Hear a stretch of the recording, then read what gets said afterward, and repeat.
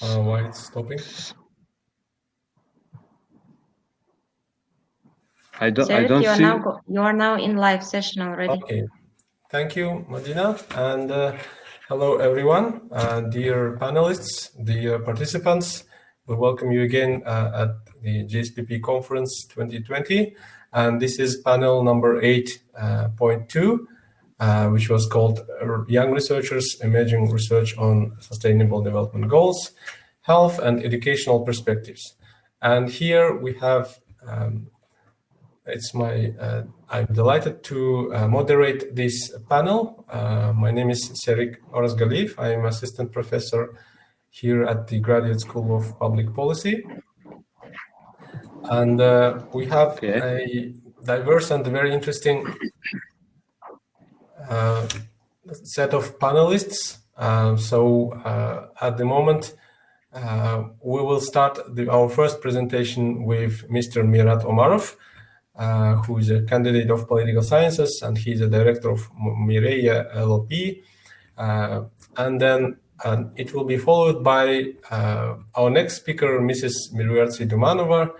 She's a PhD student at the Education University of Hong Kong, and she's a proud new GSPP alumni as well. And then hopefully we'll be hearing from Mrs. Jenny Janishkaza. Currently, she's, I think, experiencing some technical issues, trying to connect. So we'll be joined by one more speaker later on, hopefully, if the technical issues will be resolved. So I think now we are ready to start with our first presentation. So I'd like to remind the speaker that the time limit for the presentation is 15 minutes. And then the questions will be asked at the end of all presentations. So here you can see that we have a tab which is called Q&A. So all the participants can write their questions in this Q&A tab. And then please note who you are addressing your question to. And then we will read your question by the end of the session. I'm also glad to announce that we have one more speaker, and it's Mrs. Gulnara Hamzinar. She's a PhD candidate at a new Graduate School of Public Policy.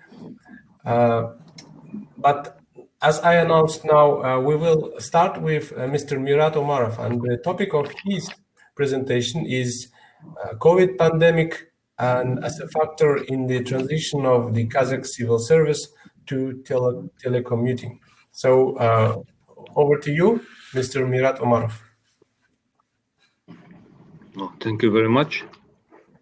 So, dear professors, dear distinguished guests, my colleagues, good afternoon. It's my great pleasure to take part in this online conference.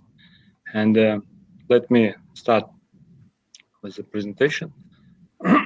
So in the new reality caused by the pandemic COVID-19, so it's very clear that today the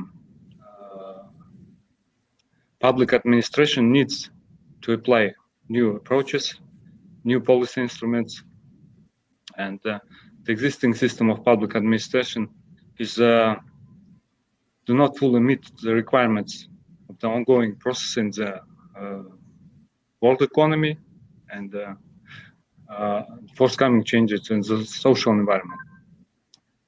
So at the moment there is demand for the active and mobile workforce, especially in the public service. So and the flexible form of organizing work, so telework or remote or distance work, is becoming more actual nowadays, along with the traditional ways of organizing work.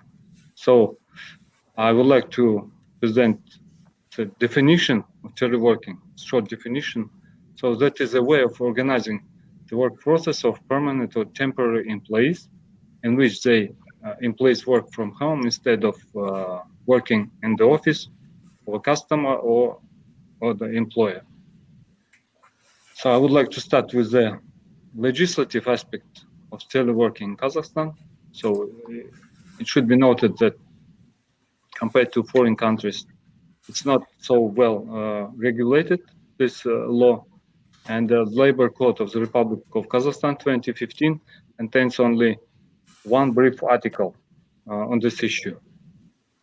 So working outside the office during a pandemic by default is not teleworking in the context of the Labor Code of the Republic of Kazakhstan.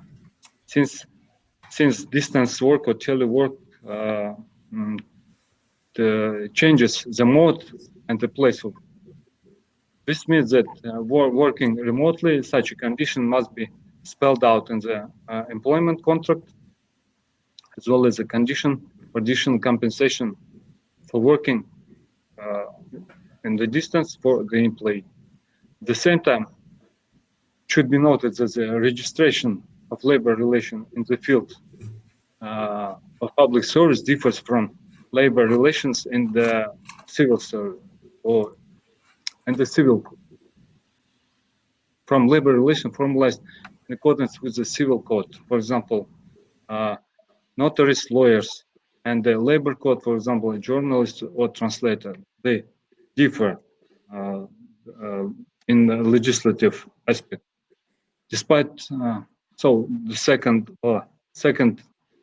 part of my presentation is SWOT analysis. Despite all the drawbacks of the pandemic, there are still some advantages. So thanks to the COVID-19 pandemic, so government realized that it's not so necessary to keep public servants in the office. So they can easily work from home or any other place. So the analysis, SWOT analysis showed that strong points of the telework is the prevalence of strong political and social factors, such as the support of the leadership. As you know, President Tokayev, Kassym-Jomart Tokayev, told about the cut of the number of civil servants this and the next year. So transparency, next is transparency of political decisions and the improvement of social mood of civil servants. So I think that this teleworking for civil servants influenced greatly on their social, psychological mood. The weak points are the predominance of social associated with temperaments of the person. I mean, phlegmatic, choleric, and so on and so on. And technological factors, expressed through the poor preparedness of state information systems for teleworking regime.